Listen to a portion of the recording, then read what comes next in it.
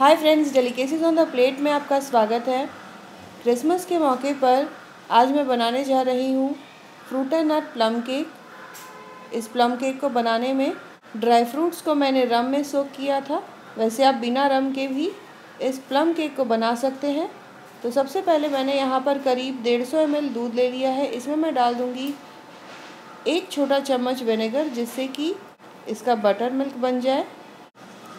अब यहाँ पर मैंने कुछ ड्राई फ्रूट्स लिए हैं। इसकी पूरी लिस्ट मैंने डिस्क्रिप्शन बॉक्स में दी हुई है, तो आप उसे ज़रूर फॉलो करें। इसमें मैं थोड़ा सा ऑरेंज जूस डालकर अच्छे से मिक्स कर लूँगी, ताकि सारे पीसेस अच्छे से कोट हो जाए। ऐसा करना इसीलिए ज़रूरी है ताकि इसे मैदा से डस्ट करने पर मैदा इसमें आसानी से चिपक जाए। तो इसमें मैं थोड़ा सा मैदा डाल दूँगी।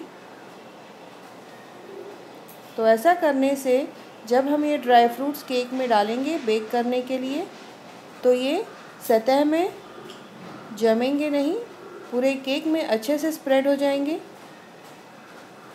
यहाँ पर मैंने रम में भी थोड़े से ड्राई फ्रूट सोक करके रखे थे। अब इसी के साथ साथ इस ड्राई फ्रूट्स में मैं डाल दूँगी आधा छोटा बोल टूटी फ्रूटी। इसे भी अच्छे से मैदे में कोट कर लेना है। तो हमारा यहाँ पर ड्राई फ्रूट्स और टूटी फ्रूटी का मिक्सचर तैयार है।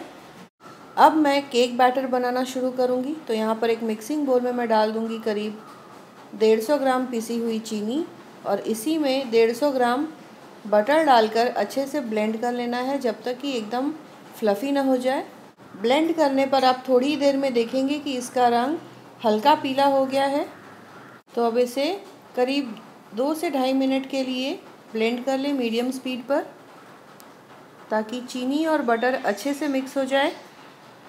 चीनी और बटर अच्छे से ब्लेंड करने के बाद अब इसमें मैं डाल दूंगी ड्राई इंग्रेडिएंट्स। तो यहाँ पर मेरे पास करीब 300 ग्राम मैदा है, उसे डाल दूंगी इस छन्नी में। उसके बाद 1 बड़ा चम्मच बेकिंग पाउडर और 1 छोटा चम्मच बेकिंग सोडा इसमें डाल देना है। यहाँ पर जो बटर यूज़ किया है वो सॉल्टेड बटर है, इसीलिए नमक का यूज़ नहीं कर रही हूँ।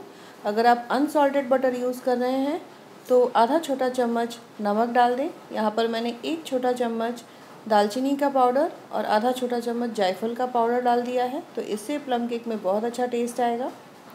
अब इसे इस तरह से छन्नी से शिफ्ट कर लें, जिससे कि सारी चीज़ें अच्छे से मिक्स हो जाएंगी और इसमें गुठलियाँ बिल्कुल नहीं बनेंगी। अब बटर और चीनी के साथ इस मैदे के मिक्सचर को कट एंड फोल्ड मेथड से मिक्स करें। इसमें मैं ये ड्राई फ्रूट्स डाल दूंगी, जिसे रम में सोक करके लिया था। तो इसे भी इसी तरह से कट एंड फोल्ड मेथड को यूज़ करके सारी चीज़ों को मिक्स करते रहना है। इसी के साथ इसमें डाल दूंगी ये ऑरेंज जेस्ट, जिससे कि बहुत अच्छा फ्लेवर मिलेगा इस प्लम केक को। अभी ये बैटर बहुत ड्राई है, तो इसमें मैं थोड़े से वेट इंग्रेडिएंट्स डाल दूंगी, जैसे कि आधा बोल मेरे पास ऑरेंज जूस है, उसे मैंने डाल दिया है। इसे भी अच्छे से मिक्स कर लें। फिर ज़रूरत के हिसाब से जो बटर मिल्क बनाकर तैयार किया था उसे डालते रहना है, जब तक कि इस बैटर को एकदम पोरिंग कंसिस्टेंसी ना मिल जाए। तो अब इसमें थोड़ा थोड़ा बटर मिल्क डालकर मिक्स करते रहना है। कट एंड फोल्ड मेथड से ही मिक्स करें, ताकि इसका एरिएशन ख़त्म ना हो और केक अच्छे से फूल कर बने और सॉफ्ट और स्पंजी बने। यहाँ पर मैं एकदम धीमी स्पीड पर ब्लेंडर यूज़ कर लूँगी, ताकि तो यहाँ पर थोड़ा थोड़ा बटर मिल्क डालते हुए इसे ब्लेंड कर लें, तो सारी चीज़ें इसमें अच्छे से मिक्स हो जाएंगी। तो अब ये मेरा फाइनल ब्लेंड है, और इसी के साथ साथ ये मेरा बैटर यहाँ पर तैयार है। एकदम कंसिस्टेंसी इसकी आप देख रहे हैं कितनी फ्री फ्लोइंग है। बिल्कुल इसी तरह का बैटर बनाकर तैयार कर ले। अब इसमें मैं डाल दूँगी मैदा में डस्ट किया हुआ ड्राई फ्रूट्स और टूटी फ्रूटी का मिक्सचर, और इसे हल्के हाथों से बैटर में मिक्स कर लेना है। तो यहाँ पर हमारा केक बैटर बिल्कुल तैयार है। मैंने केक टिन को पहले से बटर से ग्रीस करके नीचे बटर पेपर लगाकर उस पर मैदा से डस्ट कर लिया था, जिससे कि केक अनमोल्ड करते हुए आसानी से केक टिन में से बाहर आ जाते हैं। तो अब मैं ये केक बैटर इस केक टिन में डाल दूँगी। केक बैटर को केक टिन में डालने के बाद इसे स्पैचुला की सहायता से इस तरह से लेवल अप कर लें। ऊपर की सतह को एकदम स्मूथ कर लें और किनारों तक इसे अच्छे से फैला लें। बीच में से ज़्यादा उठा हुआ ना हो। ऐसा करने से केक चारों तरफ से यानी कि किनारों से भी और बीच में से भी एक बराबर फूलता है। तो इस प्रोसेस को ज़रूर फॉलो करें। और फिर ऐसा करने के बाद केक टिन को थोड़ा सा टैप कर लें जिससे कि इसमें जितना भी एयर बबल है वो निकल जाए। तो ऐसा कर लेना है। करीब 6 से 7 बार इसे इस तरह से टैप कर लें। और फिर मैंने यहाँ पर ओवन को 180 डिग्री सेल्सियस पर प्रीहीट करने के लिए छोड़ दिया था करीब 10 मिनट के लिए। तो ओवन में करीब 40 से 45 मिनट तक इसे बेक कर लें। टूथपिक से इसे एक बार चेक कर लें बेक करने के बाद। अगर ये साफ़ निकल आए यानी कि केक हमारा तैयार है।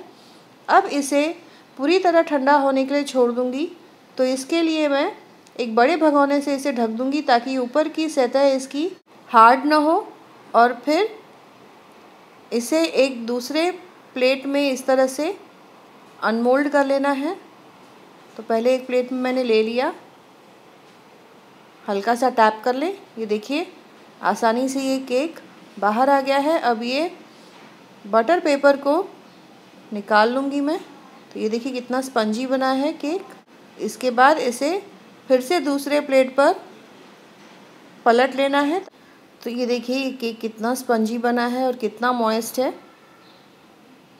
तो इसे मैं दूसरे प्लेट पर इस तरह से पलट लूँगी। तो यहाँ पर मेरा fruit and nut plum cake बनकर तैयार है।